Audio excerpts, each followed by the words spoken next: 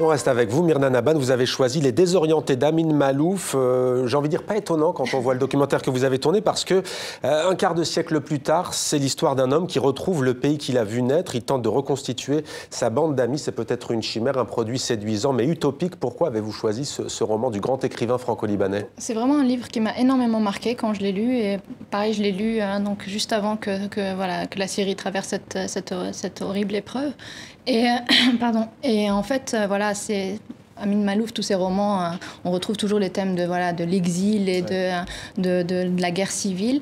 Et en fait, ce que j'ai vraiment apprécié dans ce roman-là, c'est qu'il ne cite pas le Liban en tant que tel, il cite un pays donc au Levant, avec vraiment une diversité vraiment dans ces personnages qui représentent vraiment la diversité aussi qu'on retrouve dans ces pays-là, avec ces thèmes-là universels. Et ce qui est intéressant, c'est que c'est vraiment intemporel en fait comme roman.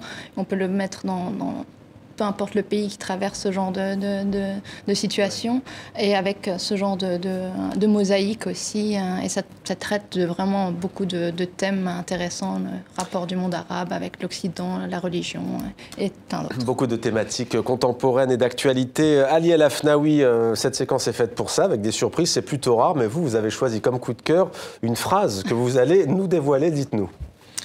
C'est la phrase que prononce Nasser le 26 juillet 1956, où il dit déclaration du président de la République de nationaliser la Compagnie universelle du canal de Suez, société anonyme égyptienne.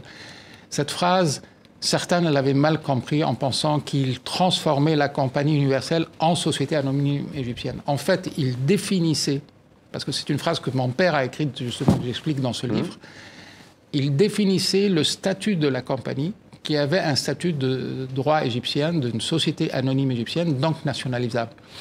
Et une fois qu'on a compris ça, on accepte, comme la France a nationalisé beaucoup de sociétés à l'époque, que ce soit à l'époque de Charles de Gaulle ou plus tard, le droit de l'Égypte de nationaliser une compagnie égyptienne était prouvé et donc admis. Et ce n'était pas une séquestration, puisqu'on a dédommagé, et c'est aussi mon père qui a négocié les dédommagements, on a dédommagé tous les porteurs d'actions.